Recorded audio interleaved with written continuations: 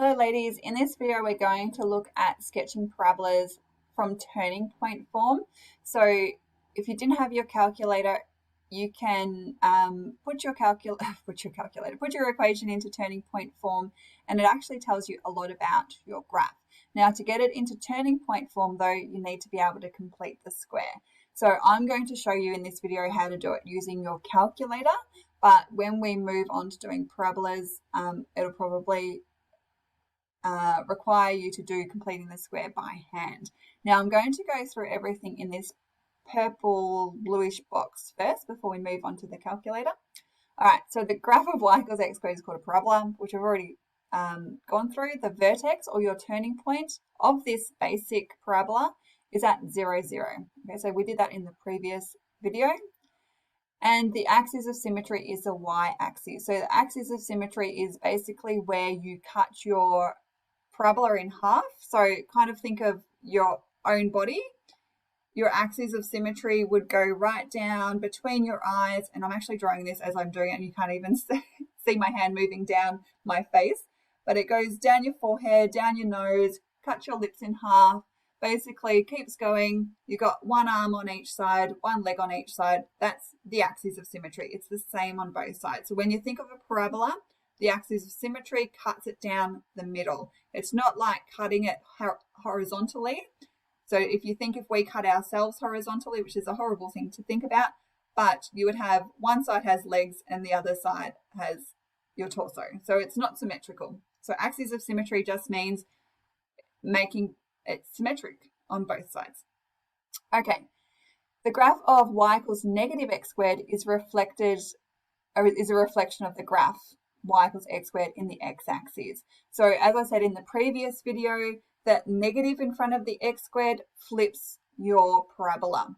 Okay, so you have an upright parabola, which is a positive, and you have an upside down parabola, which is a negative, indicated by the negative sign in front of the x squared.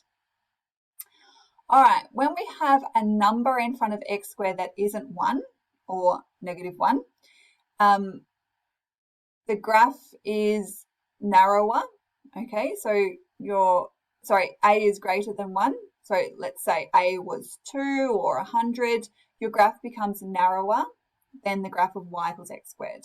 Okay, so kind of if you put your arms up in the air above your head, you've got your U shape. You're putting your arms closer to your head. That means it's becoming narrower. And if a was between 0 and 1, so it was a 0 point something or it was a half, it becomes wider or broader. So you're kind of lowering your arms out. All quadratic functions in polynomial form y equals ax squared plus bx plus c may be transposed into the turning point form. So this is what I was talking about before. So to get it into turning point form, you have to complete the square. Okay, so that's why it was extremely important when we did quadratics that you knew how to complete the square.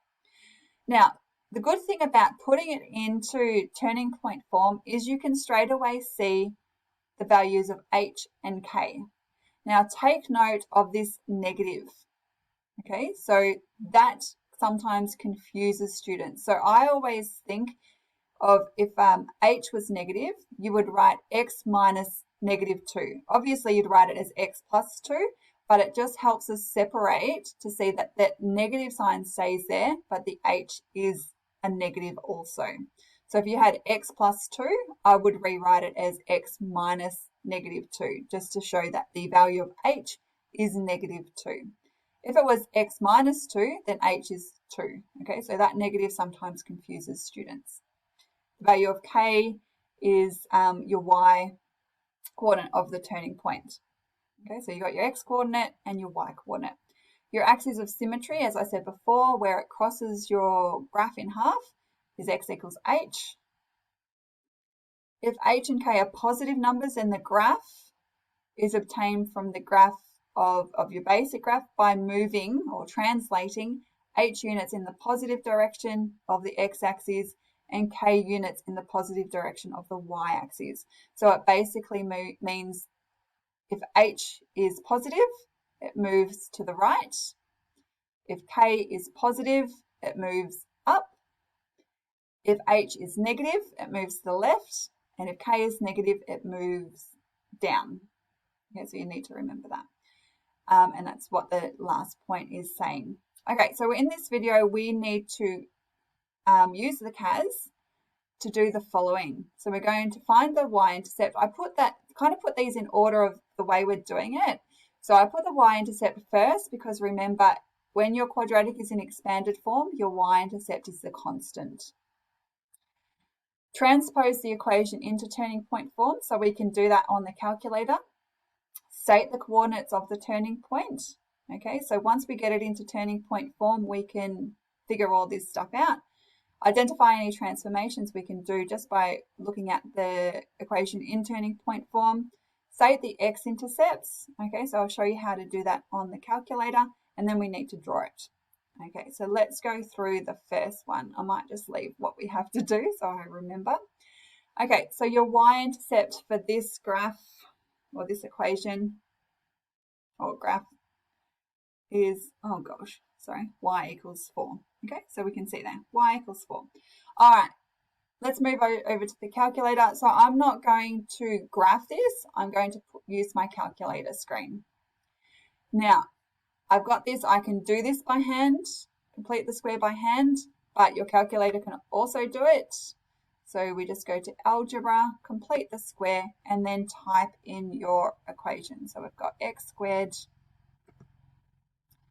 plus 5x plus 4 comma x. And there it is in turning point form. So I can write that underneath. Actually, I might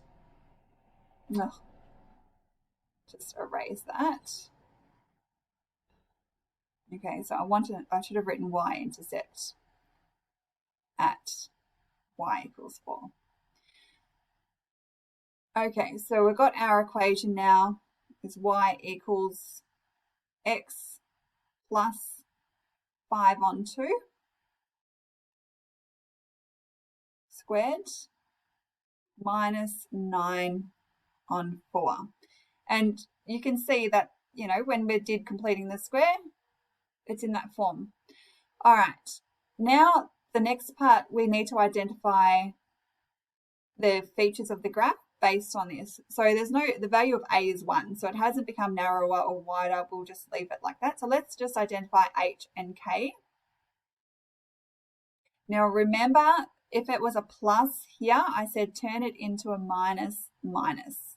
Okay, so that just allows you to see that H is actually negative 5 on 2 because your equation in turning point form has that negative there.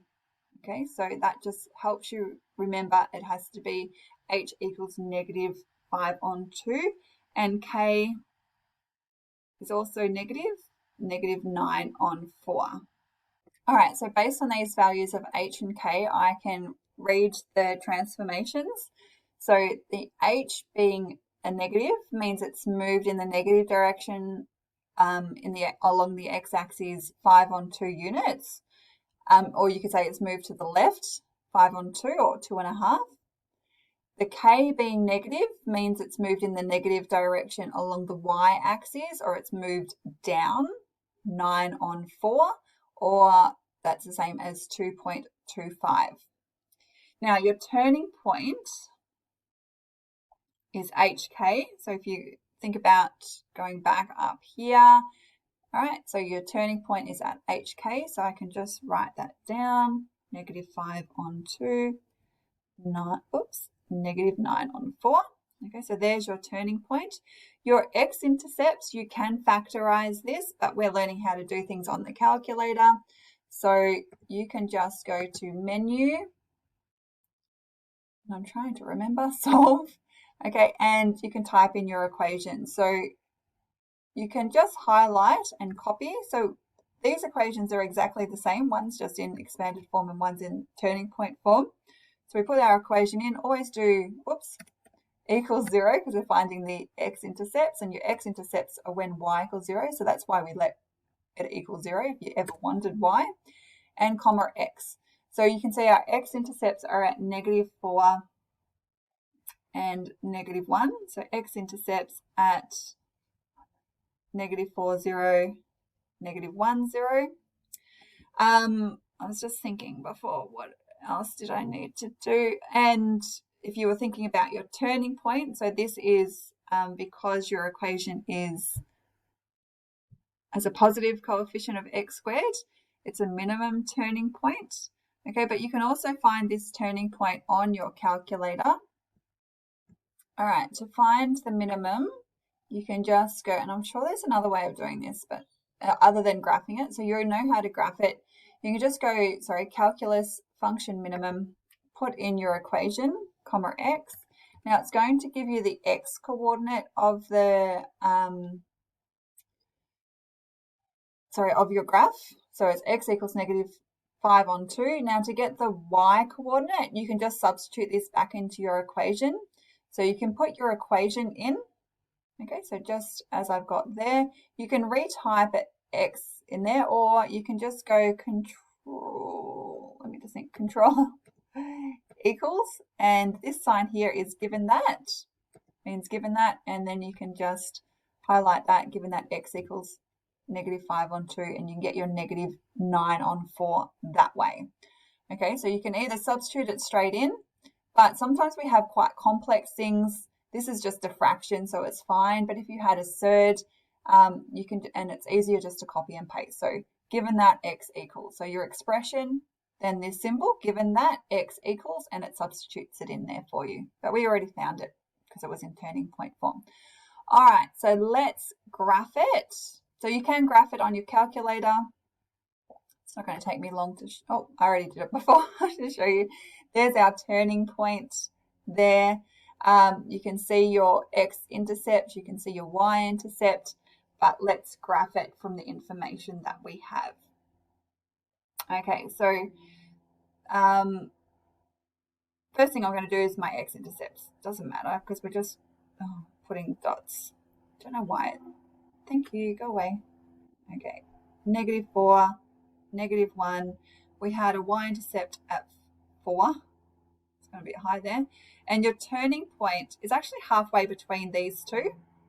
Okay, so if you're ever wondering how we can get them, you can just add them together. -1 plus -4 divided by 2 gives you -5 on 2, so halfway.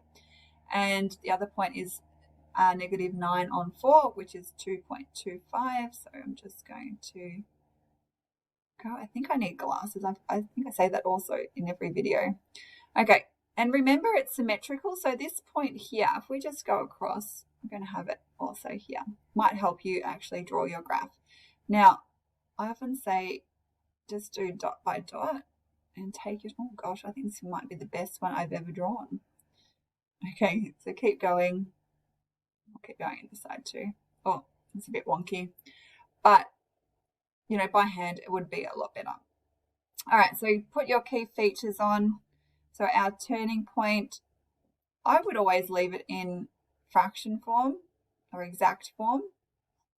So there's our turning point.